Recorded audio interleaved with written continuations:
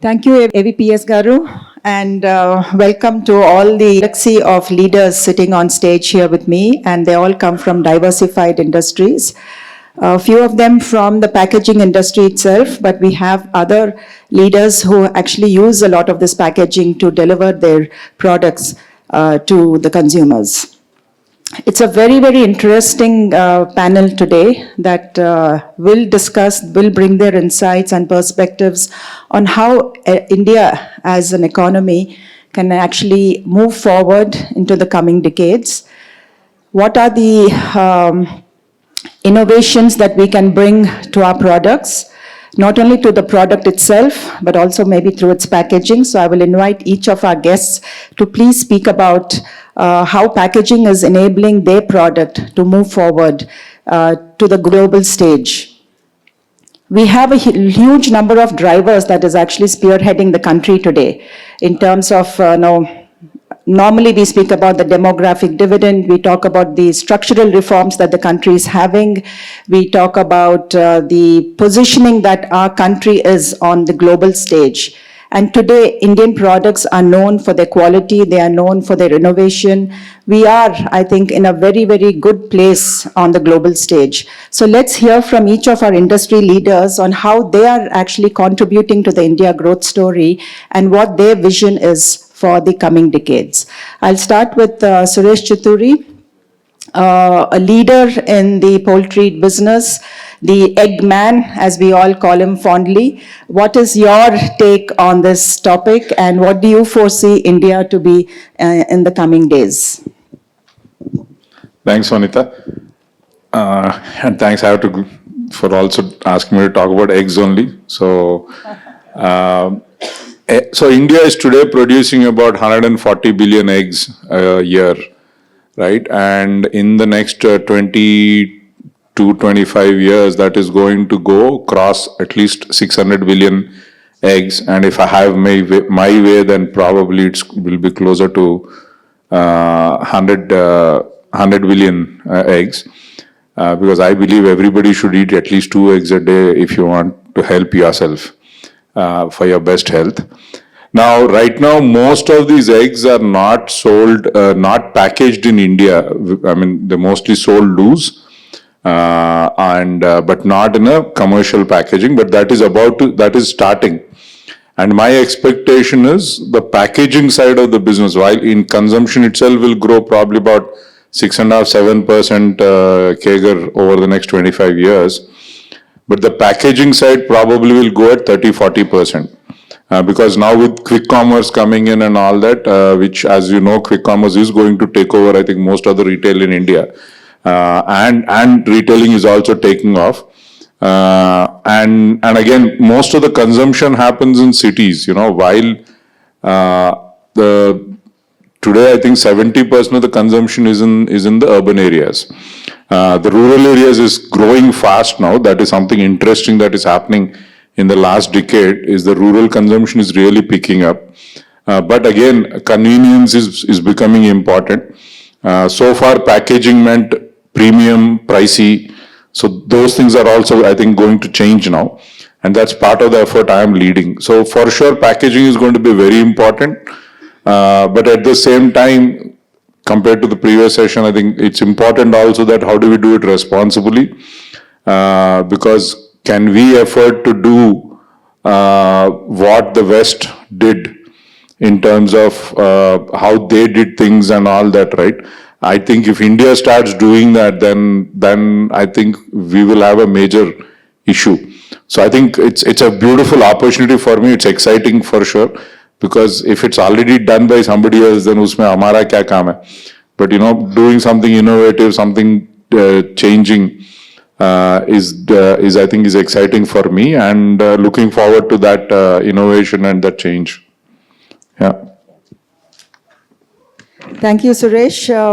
We have our next speaker who couldn't actually be here physically today because he's actually running high temperature, but he comes from the pharma industry, Dr. Reddy Labs, Mr. Deepak Sapra. In fact, though he was having fever, he said he would send out a video message. We'd like to have the video played, please.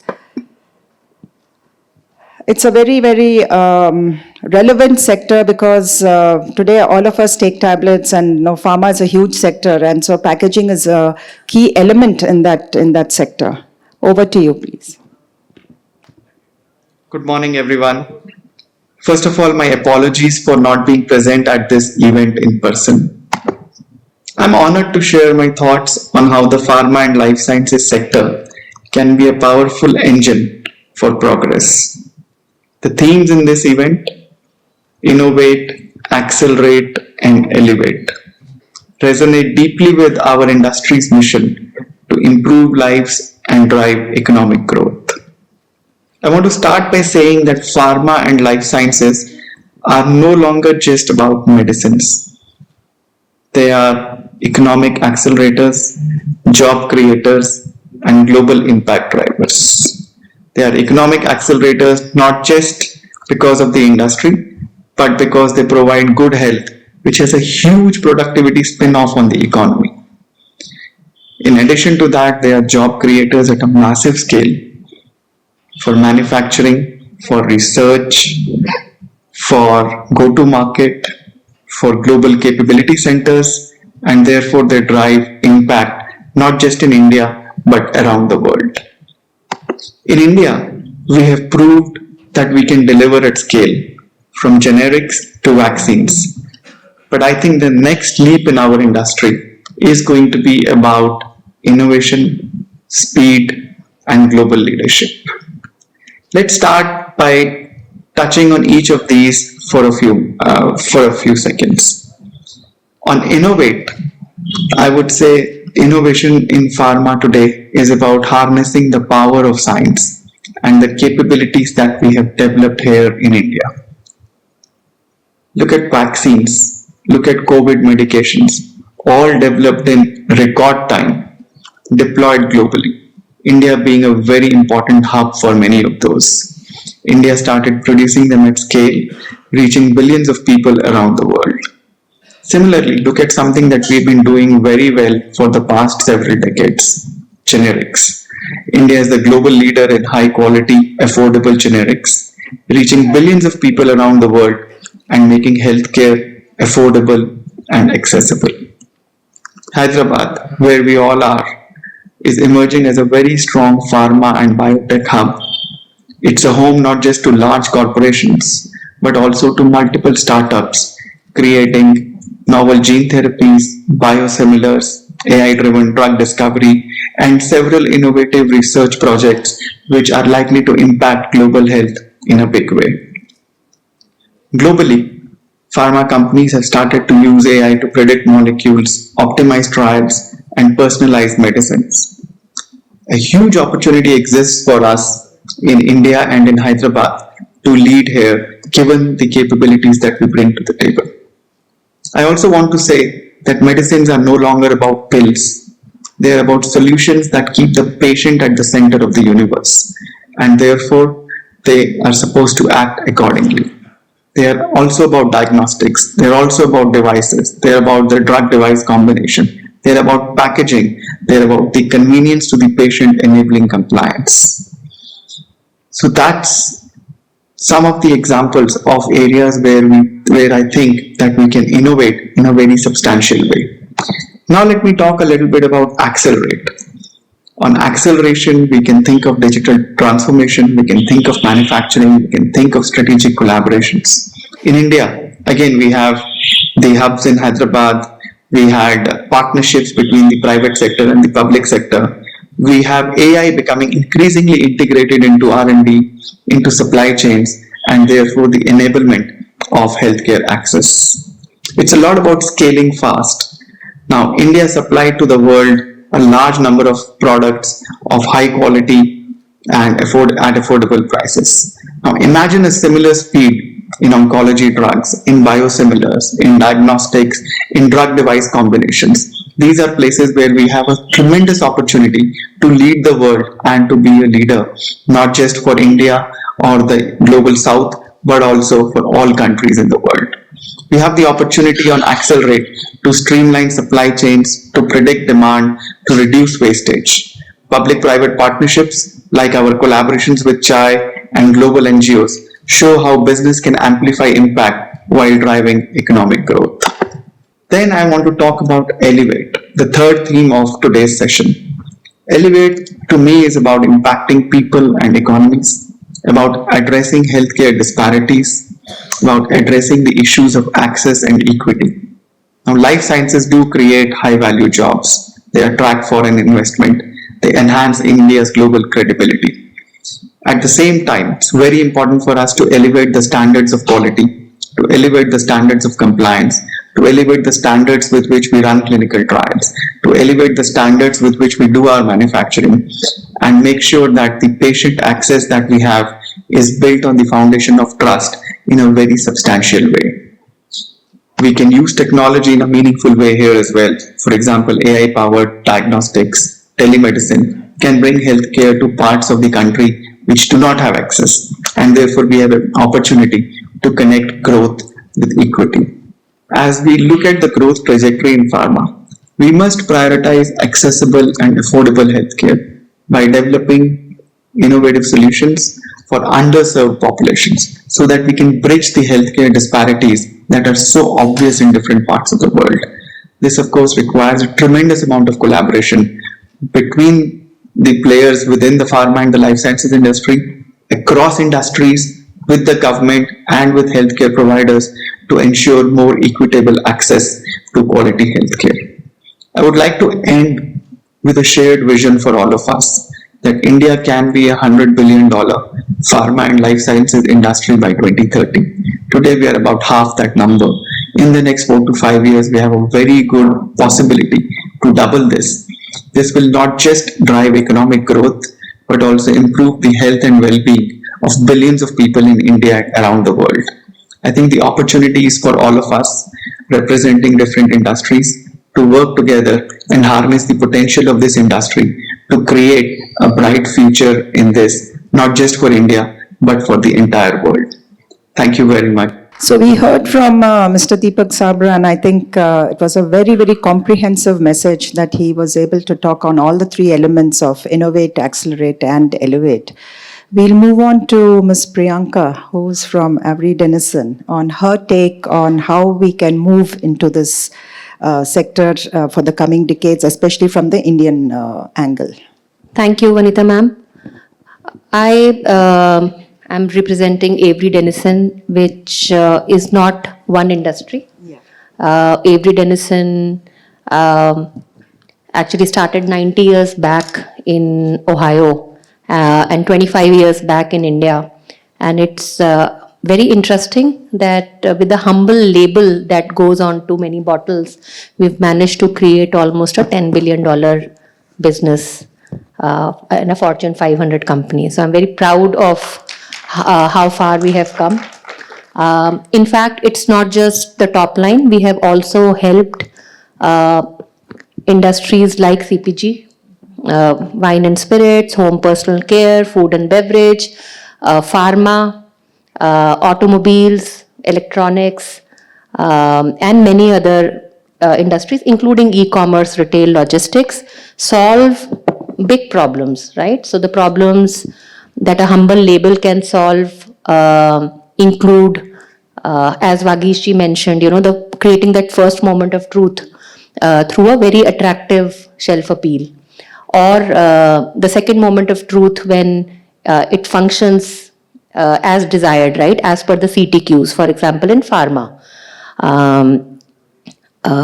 Pharma being highly regulated, the label has to ensure there is no contamination, further contamination to the constituents of the ingredients or the primary packaging, meet an array of regulatory compliances, especially when our pharma companies are exporting, and the documentation, right? So it's not just the label, but a lot of innovation which goes on to meet the ever-changing requirements of the industry, be it, let's say, low migration, or the labels that can go on low mandrels, or something that we did for a major pharma who was also facing a tremendous amount of counterfeit, right, for a pediatric syrup. Again, I'll go back to what Vagishji mentioned. When there is counterfeit in skincare, it is damaging. But imagine counterfeit in syrups that you administer to young children, which can be devastating. So a label was created by us working very closely with the brand to ensure that a retailer can find out the difference. So the reason I'm giving all these examples, Vanita ma'am, is that as the packaging industry grows, we continue to be a very small portion of the entire gamut of packaging, right? So packaging is bottles, packaging is caps, packaging is secondary packaging, tertiary packaging. We are less than 5% of what goes into it, but having such huge impact. And I tell my team that let's imagine we are not there, right? So it's like being an ant in front of an elephant. That ant can also cause a lot of impact on the elephant, right? So we do see that a company like us or a label will have a huge impact going ahead in the growth story of Indian packaging. I also wanted to mention, being the sustainability head for AMIA region, we look at the recyclers and the sustainability community in India with a lot of respect. In fact, it's one of the best ones, even when we compare to some of the ASEAN countries in terms of capability to recycle plastic waste, HDPE or PET or PPPE, into something which is meaningful. Not just incineration or waste to energy, but really creating circularity. We are very proud of the EPR regulations that the government of India took out. I think one of the most forward thinking regulations, even if I compare it to Europe, very meaningful impact that hopefully it will have on the industry. And we are going to play a very important role in ensuring that labels which can come out of bottles easily in the recycling stream, so that it enables recycling in the true sense of the word. Thank you, Priyanka. I think you've brought into focus a highly overlooked element of packaging. I mean, yeah, we look at the primary packaging, whether it's bottles or caps or the cardboard boxes, but we hardly pay any focus to the labeling part of it. And I'm sure that a lot of hidden elements that are important for the overall sustainability and not contributing to contaminating and polluting. We'll move on to Mr. Balaprasad from TCS. So, from the services industry, while TCS is known to be very good in IT and IT-enabled services, what is your take on this industry from the services angle? It's huge, I would say, in a one word if you want me to put in. First of all, thank you, Vanita, for making me part of this particular panel, and thank you, Chakravarti Garu, for inviting me. First, taking this particular TG-PACKCON Vision Edition, it's a very, very powerful theme under which it is trying to bring in. And I just want to start with one small example. Recently, we did one particular challenge in T-Works on the Abdul Kalam's Legacies Robotic Hackathon. And we invited students from the different cities, Tier 2, Tier 3 cities, even Tier 1. The reason I want to tell you this story is the remote areas, the rural areas have got so much bright ideas of looking the different lenses of the same thing. We heard from Vagish about Jugaad innovation, we should not do that, but Jugaad innovation can help us to create a path for the scalable innovation. And one of the innovation in that particular area was a student was focusing on creating a sustainable material sciences for the packaging industry. And he was trying to use a robotic way of packaging. And it was very unique in the sense, and I was asking him, what made you to think in that direction and why you want to do this? And he says that I don't want to wait for the world to innovate and come forward, I want to drive it fast. But one thing is for sure, he says that every time we do certain things, people will ask us, is it really efficient? Is it really scalable? And I always believe that efficiency always comes with a cost and expense. this was a statement made by him, but it really a profound thought for me to understand how the traditional models and how this Gen Z are really looking at it, engage. So India is at an inflection point, I would say, where this particular new growth engine will come from efficiency, competitiveness, sustainability, and also the intelligent. So we have truly moved from scaled advantage to the intelligent advantage, and we are witnessing from the IT industry also. It's no longer people talk about large projects, large services, but how do you embed intelligence into this? So even in the packaging industry, if you are trying to take you across your value chain, it's all about embedding intelligence will be the true advantage for you in the future. It's no longer talking about, I want large orders to be scaled. How well you will be able to embed intelligence into your processes, how well you will be able to embed as part of your material sciences, packaging constructs, simulations even before the orders are getting failed or packaging orders getting failed. All these things need to be really looked at.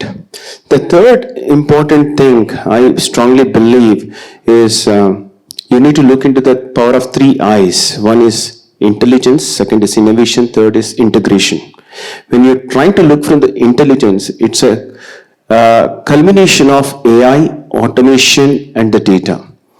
So these are the 3 important riders under which the packaging industry need to really look at how you try to utilize this intelligence embedded as part of your entire ecosystem of thought. The second important element is innovation, which is trying to focus on bringing the entire process change reimagination. We normally in TCS advocate the thought that every time a new technology comes in, it comes into the 3 different horizons. And now we are trying to talk much about Gen AI, agentic AI kind of a things. And these are getting embedded into every piece of the industry. No industry can excuse itself. So first thing is assist, second is augment, third is transform. And today packaging industry really need to look at if they want to scale well and embed intelligence, they need to transform their entire processes. That can make every piece of the segments within the packaging industry to work and scale. The third important which I was trying to refer is about integration, which is trying to talk about technology, talent, and trust. The adoption will grow when there is a huge amount of trust, and the packaging industry need to really look into how well you will be able to integrate. And there is a lot of upskilling of the talent also which is required at a ground level, and that we need to really embark upon. So finally, I just wanted to say one important thought. Efficiency can give you the great velocity. The competitiveness will give you the kind of a outreach, what you want to call. But the sustainability, what you are trying to talk about, will really make the longevity of your solutions to make a big difference. That in a nutshell, I just thought of embedding my views. Yeah, thank you, Mr. Bala. Thank you also for bringing about these elements of packaging, sustainability, and innovation.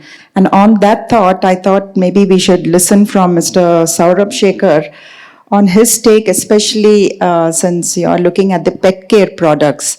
And initially, I mean, I think India has now become on par with a lot of these developed countries in terms of pet care and the products that we get. So what is your take on innovation and sustainability, especially in packaging for pet care products?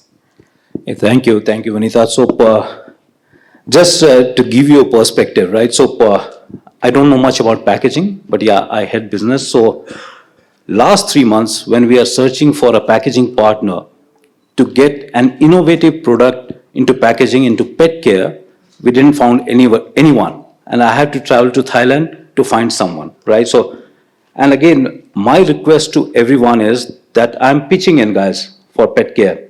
And many a times, innovation is not directly proportional. Rather, it's inversely proportional to scalability.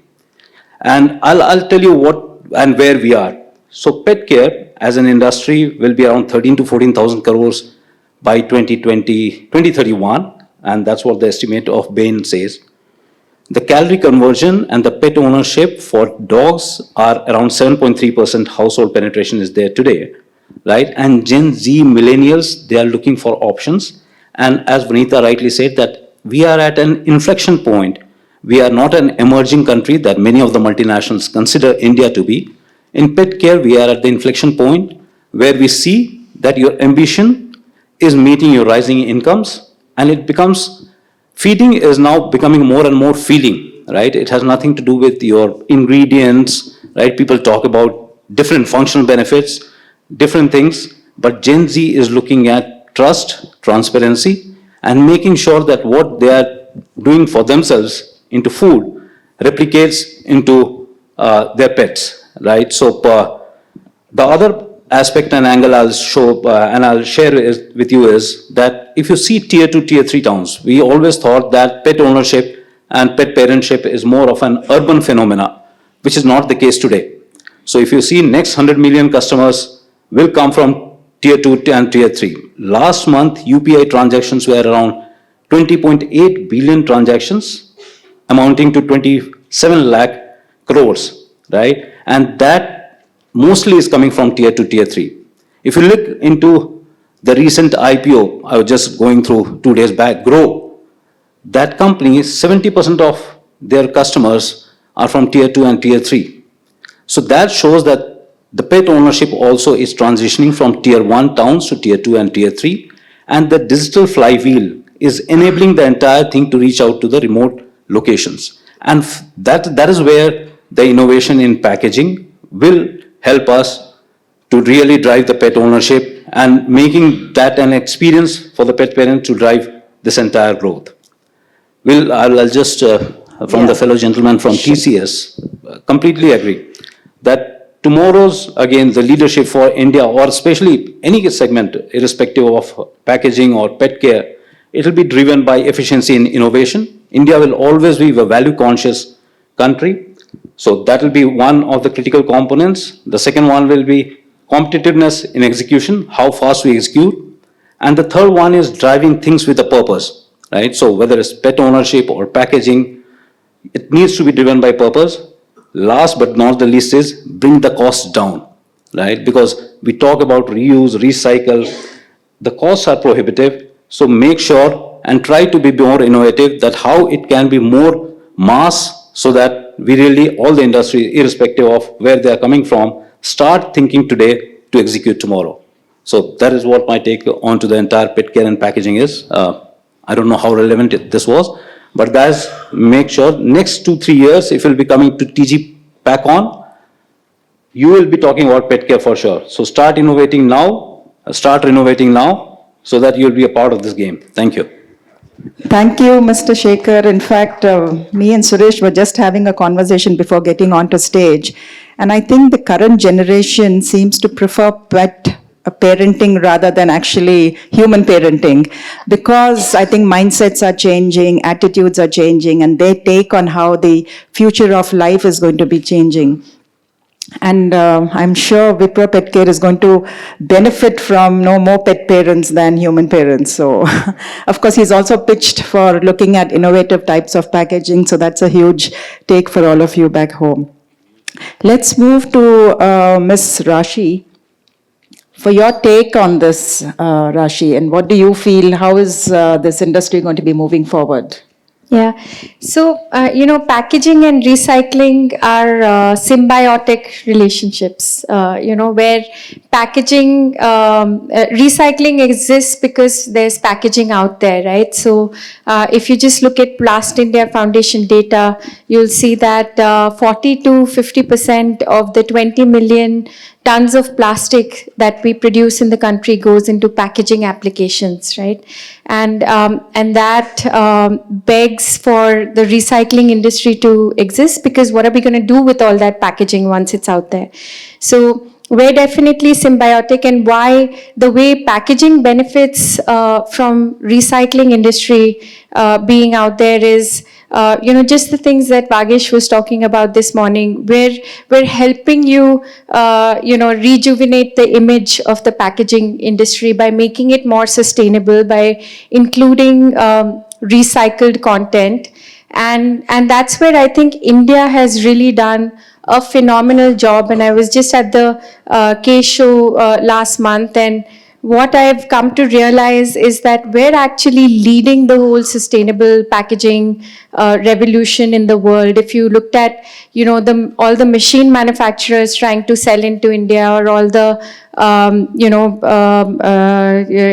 all the companies that are trying to do work in India, you can see how India is really leading the sustainable packaging revolution around the world.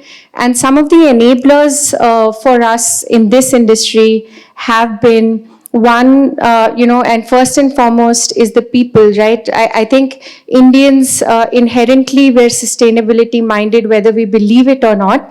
We're very conservative in our use of resources in our very DNA.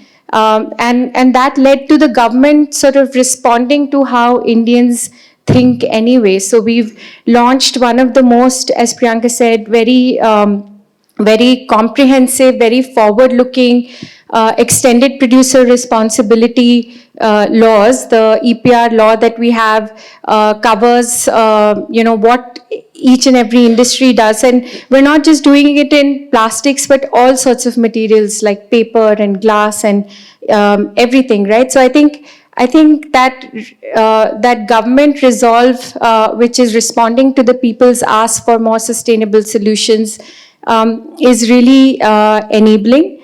And also the ecosystem in which we're growing up. So we were a company that was incubated in Telangana. We're a Telangana company. We were one of the first people to be incubated at T-Hub. So the government's resolve to invest in, innovative solutions is something that is very enabling. T-Hub, in fact, gave us our very first customer. And so, creating that ecosystem for innovation is something I think that is really enabling the recycling industry, particularly in India. And I think one of the things that's also enabling everyone is a lot of cooperation and collaboration. So from the packaging industry particularly, we've received a lot of cooperation and collaboration that I'm very grateful for, because of the, we've been able to stand on the shoulders of giants to look out into the future. So whether it's Alpla, who was one of our very first customers to buy recycled plastics and safely include it in their packaging, or we are now working with some of the largest flexible packaging companies in the country as well, who are helping us, who are guiding us and helping us and running all those trials with us, and really creating a blueprint for how all of that, 8 to 10 million tons of plastic waste that we generate can be integrated back as a raw material into the packaging industry. So really, I think, like I said, it's collaboration, it's regulation, and it's just, people wanting sustainability that's really driving the recycling industry in India. Thank you, Rashi. I think you've made a very relevant point initially. You talked about how Indians always had that in their DNA to sort of save and reuse. Somehow, I think over the decades, we've been, influenced by the consumerism of the Western and the more progressive nations, which I think is not going in the right direction. But I guess since now we are a population of about 8 billion or so on the planet, so I think it's only going to increase. With that, let me move on to Mr. Qasim. You're in the rigid packaging space, so if you could bring your take on how this is going to either help the planet, or how are you going to help sustain the planet forward? Thank you, Anita Garu and Chakravarti Garu, for the opportunity. I represent Amcor. It's one of the largest packaging manufacturing company, and out of that we do flexible packaging and also rigid packaging. So I am heading rigid packaging business in India, and a lot of focus on the rigid packaging, as we say, India being one of the largest packaging market, and market is growing, especially in rigid packaging, almost 5 to 7%. Even the healthcare, we have a significant presence in healthcare packaging, rigid packaging for healthcare. So what exactly drives the efficiency? When you talk about efficiency at MCOR, we focus on innovations. So that's how it's not only cost and speed. When you talk about efficiency, it's creating sustainable packaging, which can be which is affordable, and safety of the product, and also the shelf life of the product also important. That's how we have very strong R&D support for innovations. Almost 1,500 people working worldwide, and 10 innovation centers we have. And also the circularity is one most important aspect which we are focusing for driving efficiency. So circularity prospect, all of our 96% of our rigid packaging are recyclable. And in terms of flexibles, almost 50% of the flexible packaging, whatever we produce, are recyclable. And in terms of PCR, we use almost 10% of the PCR in our processes. And we have a plan for 30% by 2030. So that's how, by having a strong focus on innovations and circularity, we can drive efficiency. And also the competitiveness, if we look at the competitiveness, is really we collaborate internally and externally with all the stakeholders. The collaboration is very important aspect with customers, suppliers, all the stakeholders. That's how we drive with support of technology, AI in our processes. In plants, we use a lot of smart factory and technologies and MES technologies to drive efficiencies in manufacturing levels. So that's how the collaboration supported by technology can drive competitiveness, and and also the sustainability. So we have customers, how we can solve customer problems, and we focus on customer centricity. The customer centricity with speed, and also taking care of sustainability of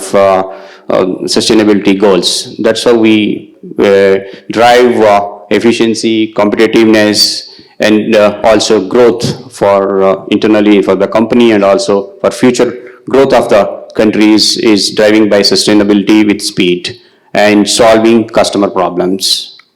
Thank you.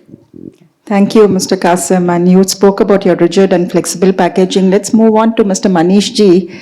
You are in the silica gel, I think, that gets added to a lot of products. I know that when we open packets and we see that pouch, we just throw it off somewhere. But what is it that you can actually, I mean, your product brings innovation and improvement to the main product? Thank you, Anita ji.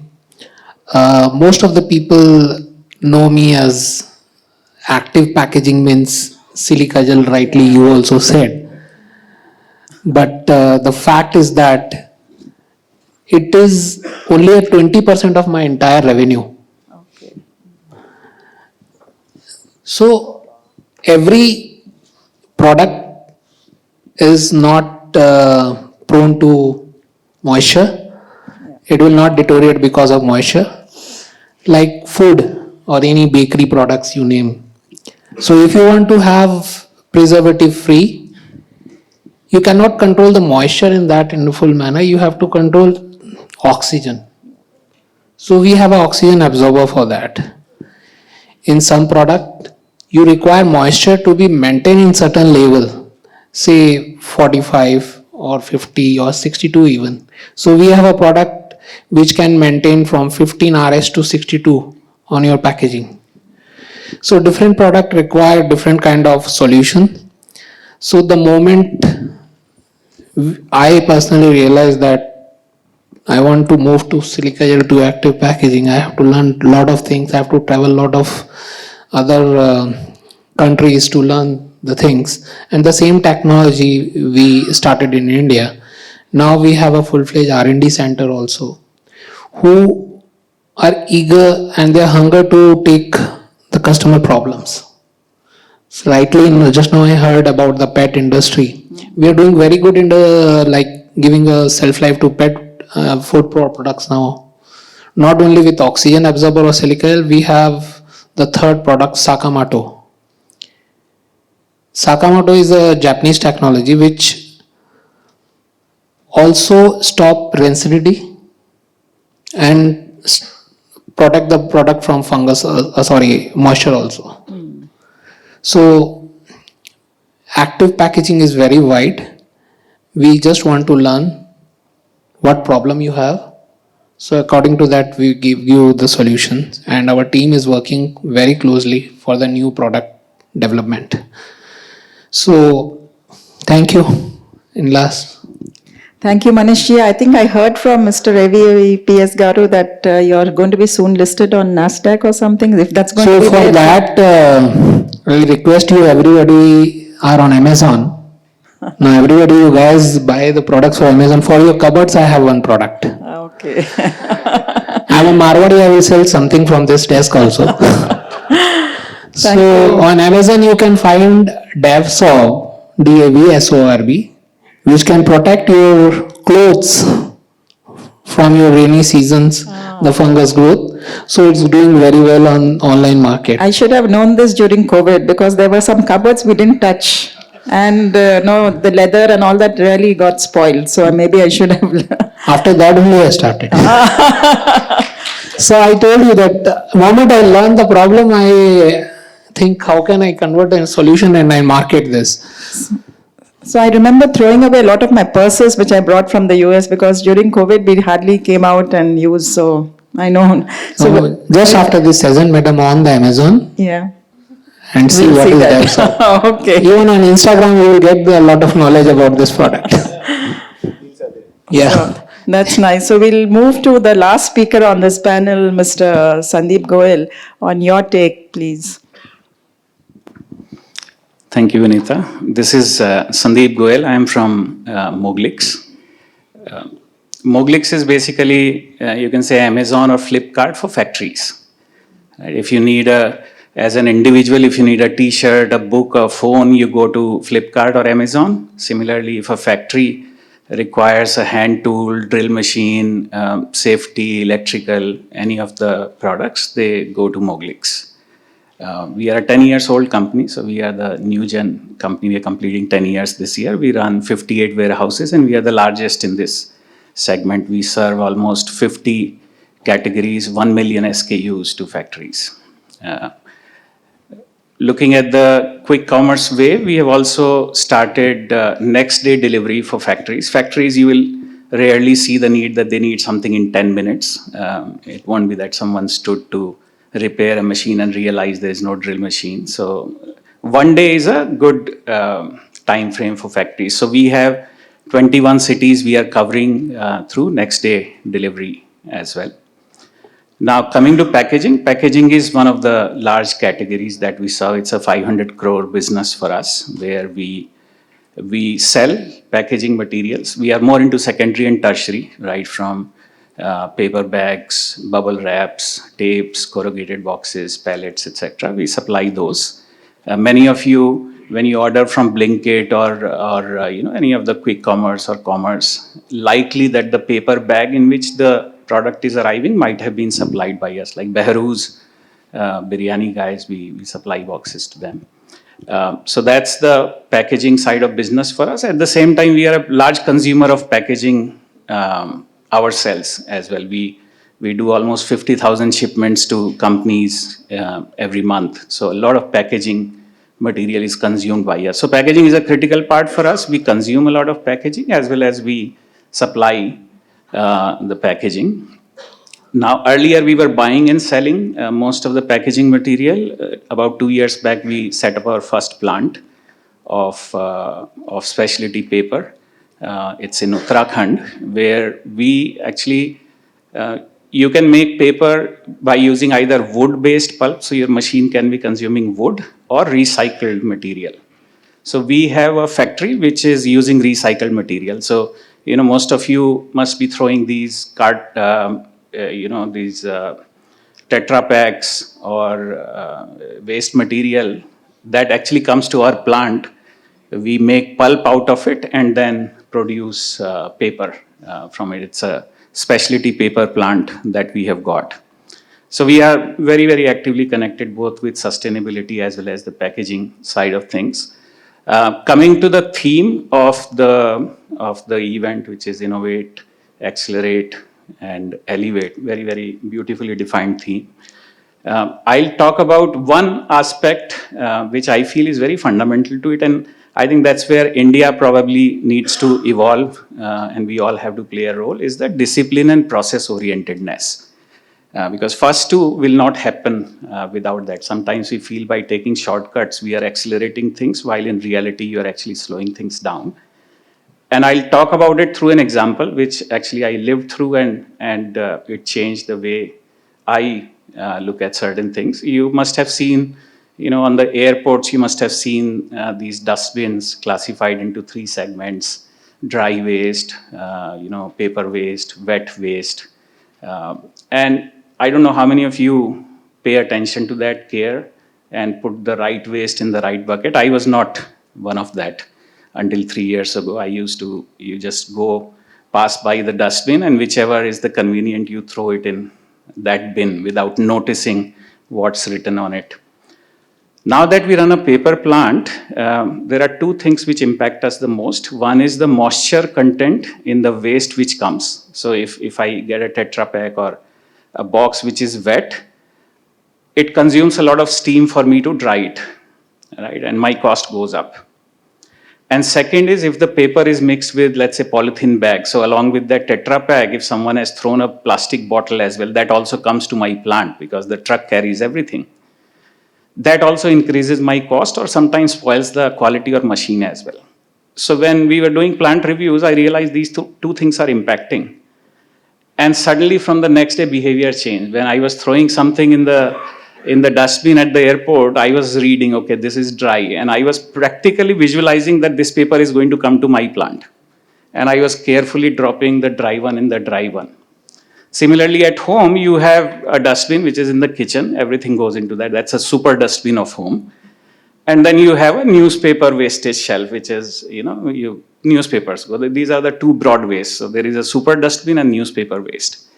Now with Amazon and all these deliveries coming, we get a lot of corrugation, a lot of paper coming into our homes. Earlier that used to go into kitchen dustbin as well, along with the waste, food, onions, everything, the paper will get shipped. Now very carefully I fold these bags which come from Blinkit or Instamart and keep them along with the newspaper. Right? So when you went through that pain, you realize that you got to solve this problem. I'm sure many of you are not going through this pain, but it's causing someone else a problem.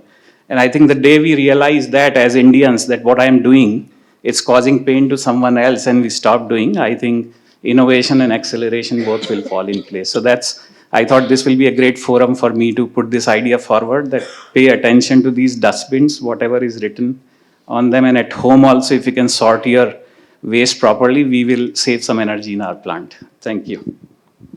Thank you for that very, very relevant message. I think even in the first session we had, Bhageshji also mentioned about it.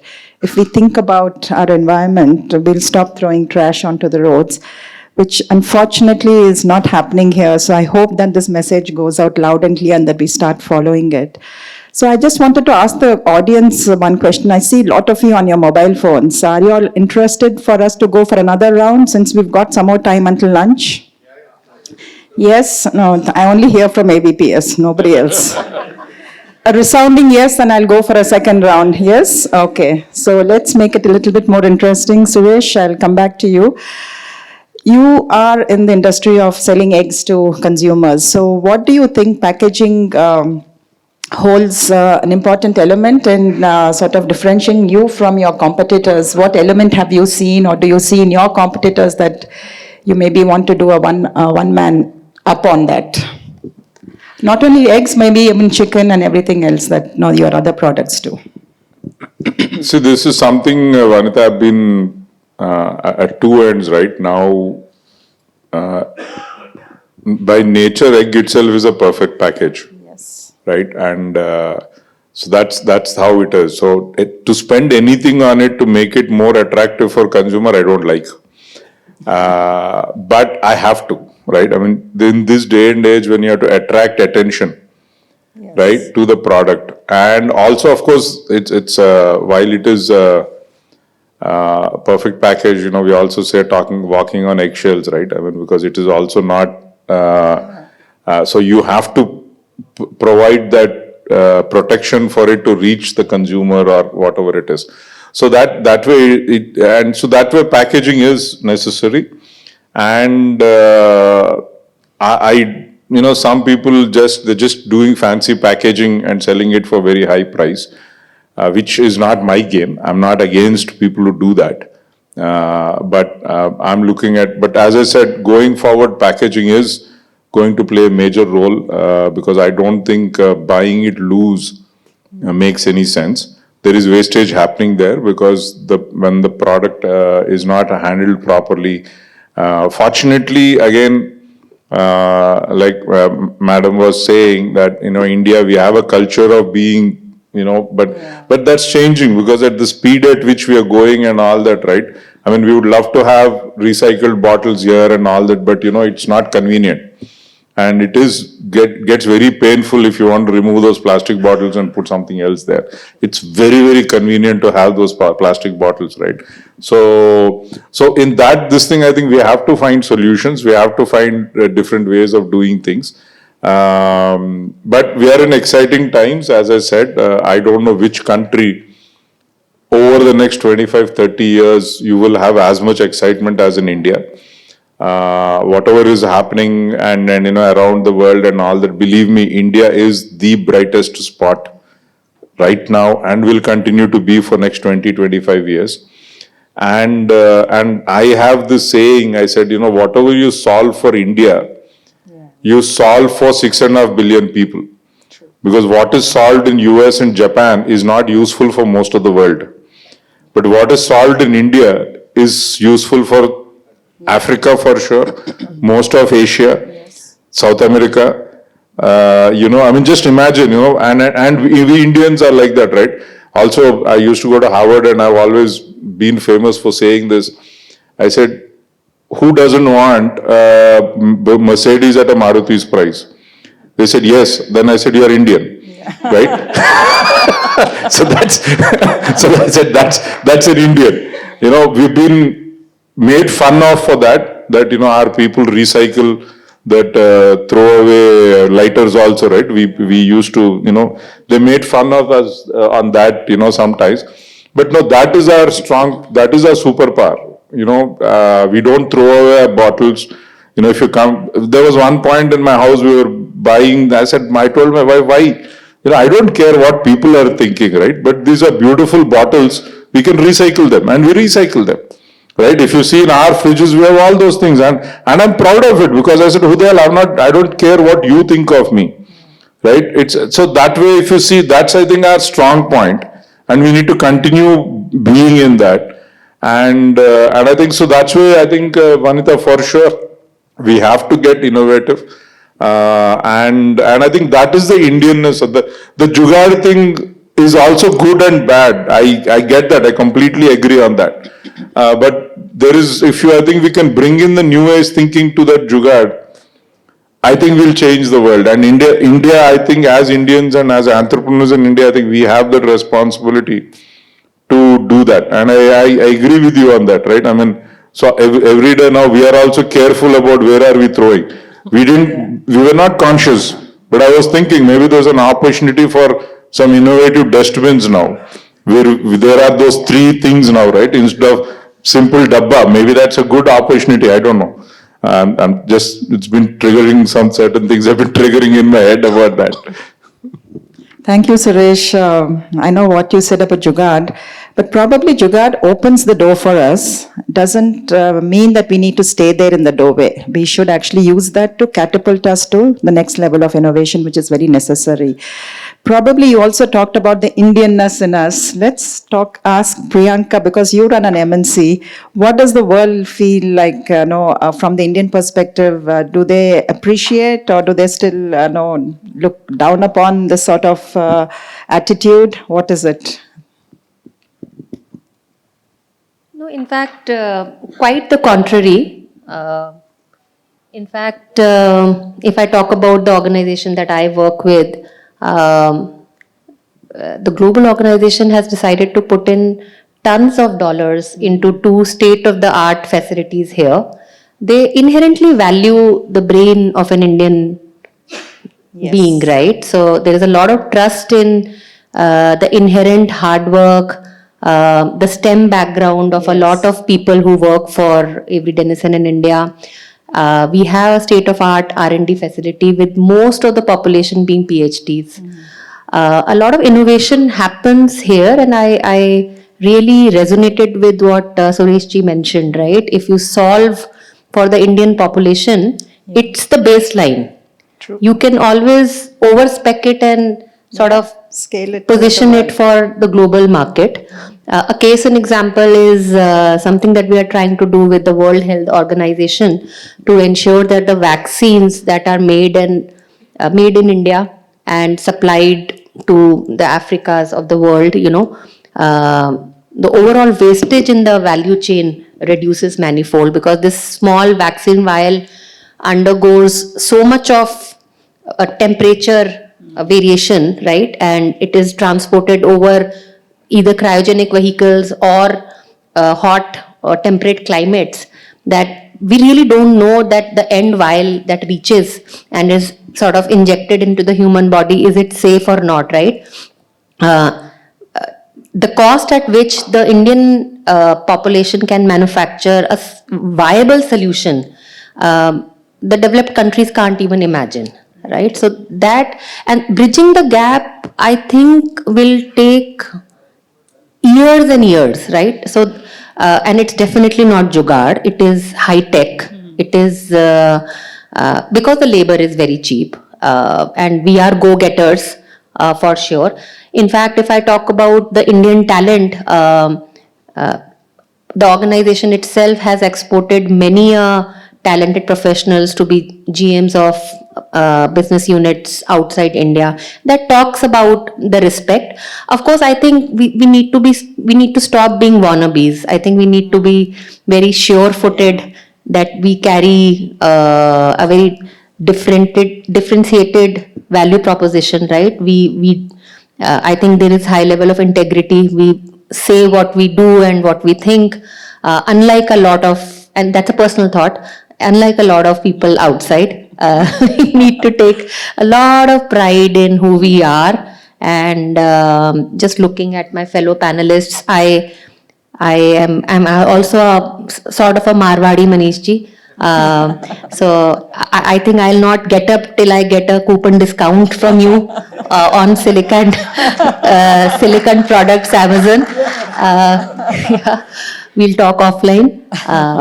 But I think we are a country of entrepreneurs, Vanita ji. We should be very, very proud of our legacy. And as Vagish ji also mentioned, I am a huge fan of Alpla and Vagish ji, which is why you would probably hear me talking about him and his work. The kind of innovation that Alpla has done from India for Austria is worth noticing. So I'm all a very proud Indian, is what I can say. I think one of the uniqueness of this panel is that a lot of business is happening on stage itself. And we all know that the Indian talent is to die for. Look at Fortune 500 companies that are being headed by our own Indian talent, which you very, very rightly pointed out. TCS, I think, should be in a very, very vantage point to talk about the Indian talent and its impact on this industry itself. Talent grooming and talent upskilling is a continuous investment, no matter whichever industry you try to belong. And we strongly feel that talent is going to forge us into the next level of the growth for every industry. Today, if I put down from the TG-PACKCON vision, what should be the equation for the growth? Because of the talent, it is AI-led productivity. It's a product of AI-led productivity, sustainable innovation. Again, you mentioned about jugaad. Jugaad to scale to the sustainable innovation is important. And third important element is global grade manufacturing. If you have a product of AI-led productivity, global grade manufacturing, sustainable innovation, I believe the real growth kicks in. And within TCS also, we are transforming the mindsets. Mind transformation is very, very critical because it will pay a lot of foundation for your growth. And why I'm saying so? Because I see that we are moving away from the volume-based to the value-based services. And we are also moving away from the cost reduction to the intelligent automation. There is also a continuous focus in the mindset to look into the eliminating the manual workflows to bring in the very, very digitized factory model approach within the talent. The fourth important leadership mindset transformation we are kicking in, because this is a very integral part of is how we can move from reactive compliance to the proactive sustainability. The fifth important investment which we are trying to look at is how we can move away from the local benchmarks to the global benchmarks. These are all the critical investments which need to be done, but all starts from the mindset. Talent does not get changed immediately, but it is a continuous investment, and we see a lot of resistance in upskilling also.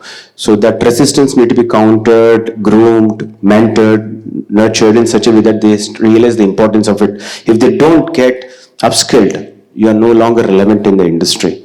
Today I see there is a huge amount of investment every industry need to make in that direction, and we are already committed to do that. Thank you, Mr. Bala. Let me move on to Mr. Shekhar. In the pet care industry, what do you foresee in the coming decades? What are the innovations that's going to happen? See, the most important innovation will be onto the ingredients, I think, because we need to be non-competitive to the human food chain. That's where we are looking at trend of insect proteins coming into the picture. We are looking at the biggest challenge is that humanization of pets is happening. As you rightly said, that Gen Z, millennials are just dual income, no kids, and again, pets are getting a more priority than the kids, right? So companionship, emotional value at lesser cost and lesser responsibilities. So the innovation will more come into the transparency, that how transparent we are into manufacturing pet food.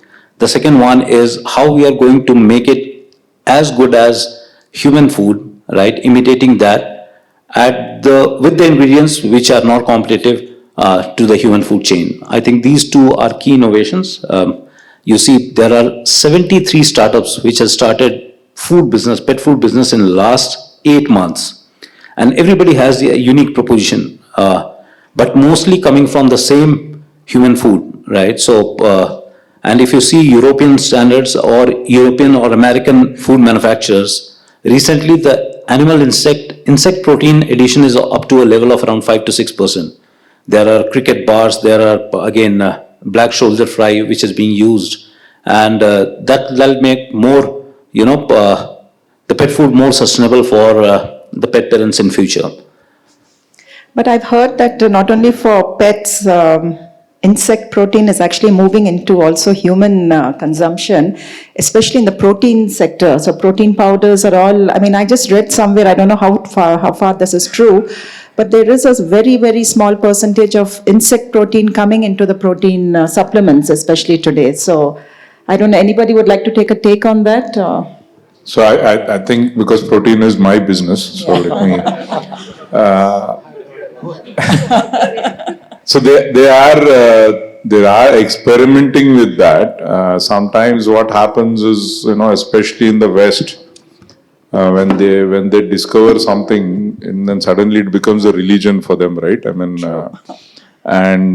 So they try to push this a lot, but it's not taking off.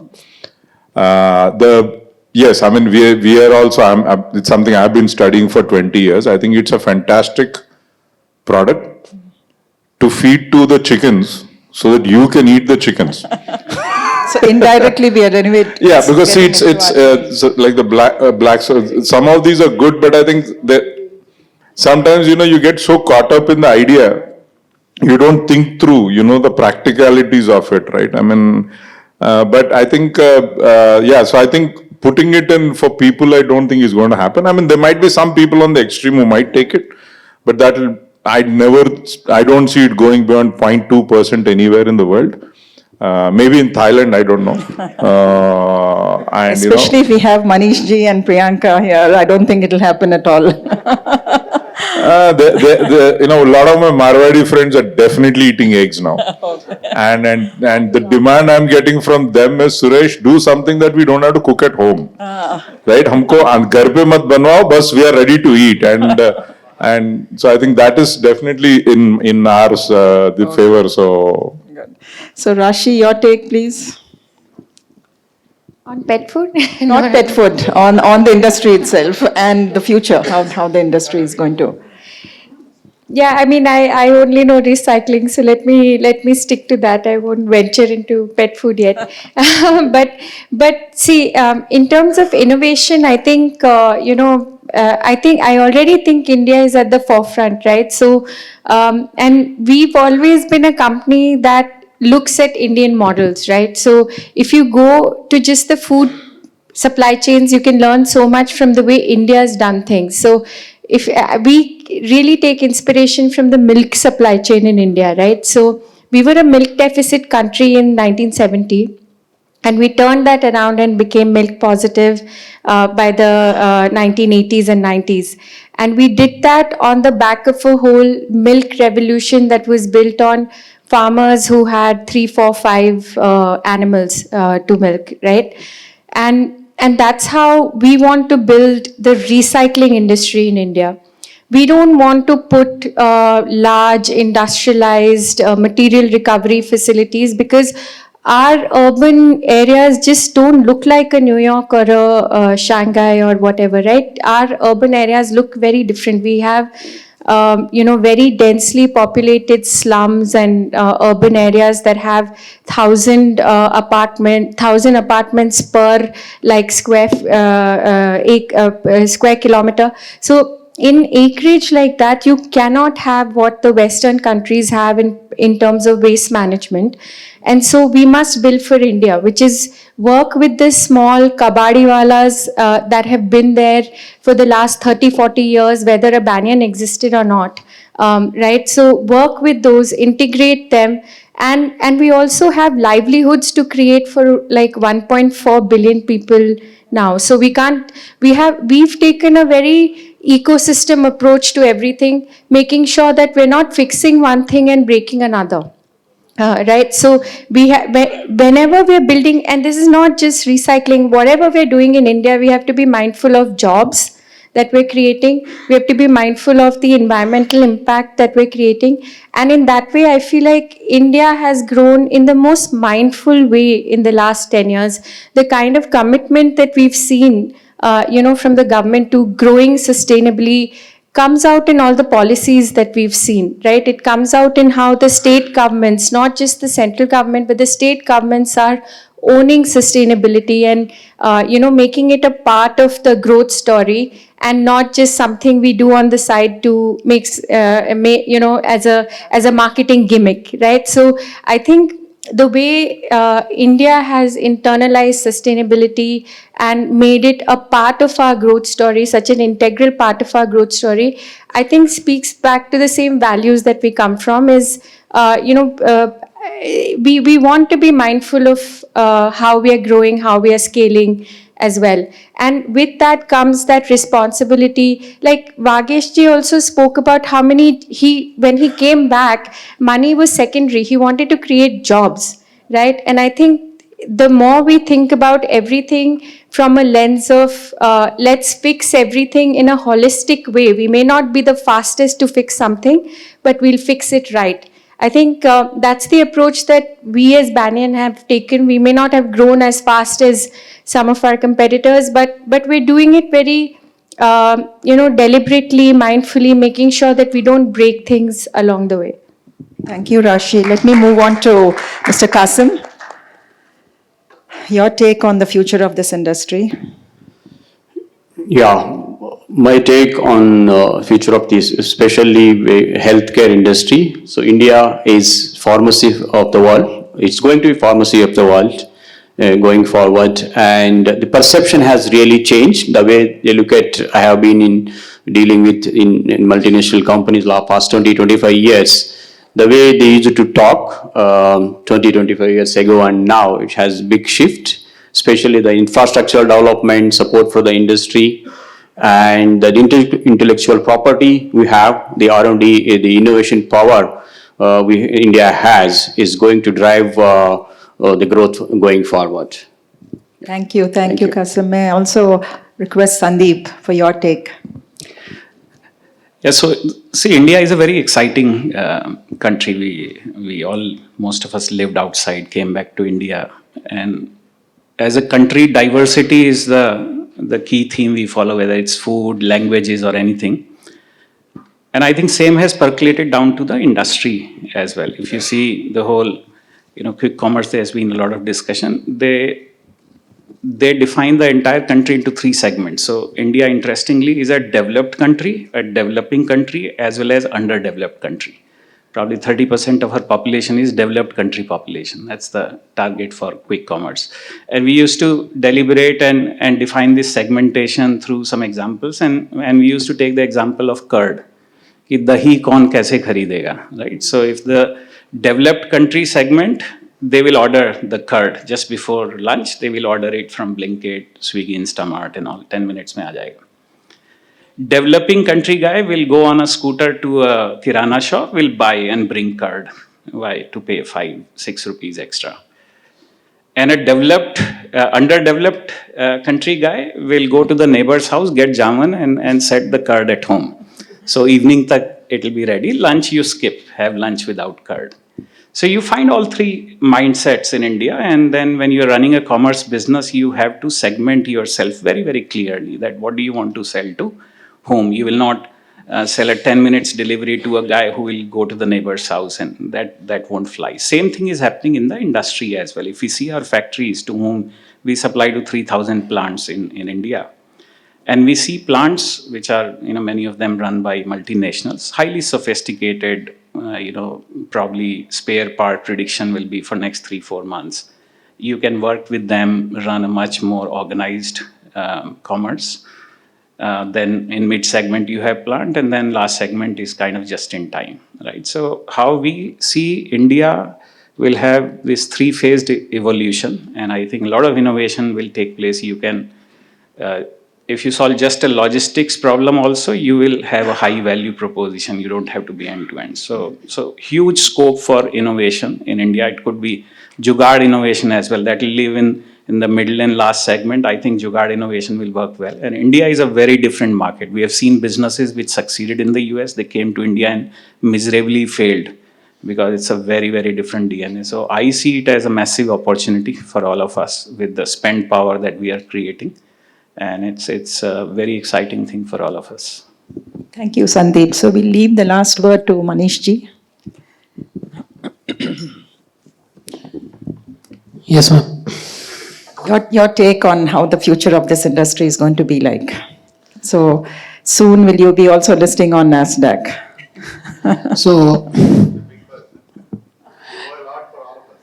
So if I go on that, you are guys are going to buy the shares? You can do a private placement. That's the on reason the stage. I mentioned that we are on Amazon.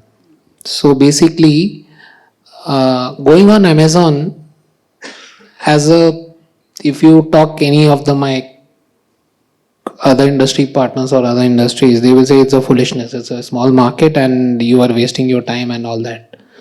There were 2 basic reasons. Number 1, Amazon, if you see their logistics parts and the way of doing the business, it is a lot of things to learn. And there is no better knowledge than a practical knowledge. To understand that company deep from inside and to understand the market, I started selling on Amazon. Earning money was not the criteria. The second thing, if I go tomorrow for an IPO, every home should know me, who will buy the share. So it's a good platform to market your company, market your product. From 1 buyer, you can reach to 100 buyers. Number third, when I started office in US, forget about the household which already in India we are buying online. Each and every packaging material, most of the industry, they are buying online only. They don't entertain any salesman or any company in their premises. So, and this is going to be future in India. Even if you want a box, a cartoon box, the new generation is going to buy online. So, Amazon is a good platform to learn. That's the reason. And if you leave digitalization side, you cannot think of better future for your company or better future for this world. So about digitization is one of the factor which I think we should do for a better like business or better environment. It's our habit is growing on that side. And regarding that pets, I have one memory. Like I've watched many times Vedanta's chairman has told, पैसा बहुत खराब चीज है. Yeah, Agarwal. When I was not having money, my family members were coming to me for dinner and they were waiting for me when I return home. Today I have a lot of money. The two small dogs come and they welcome me at the home. So always remember that dialogue. So that's the future. That's the harsh reality. With evolution come changes, so I guess we will have to live with it. Yes. You can't ignore, but that is a fact. So on that note, we will conclude this very insightful plenary session. I would like to thank Mr. Bala, Rashi, Manishji, Suresh, Priyanka, Qasim Saab, Sandeep and Shekhar. I think each one of you brought such uniqueness to this panel discussion. I have a lot of takeaways, a lot of business I think is also happening offline, but I think it's a huge opportunity for the audience, a lot of takeaways, a lot of interesting insights and perspectives. And I'm sure that as the entire core team of this conference envisages that this industry will become a catalyst for the economic growth of India. On that note, thank you, ABPS Garu, for inviting all of us and being part of this very interesting conference today. Thank you. On behalf of all the panelists, thank you, Vanita, for moderating wonderful panel with such a passion.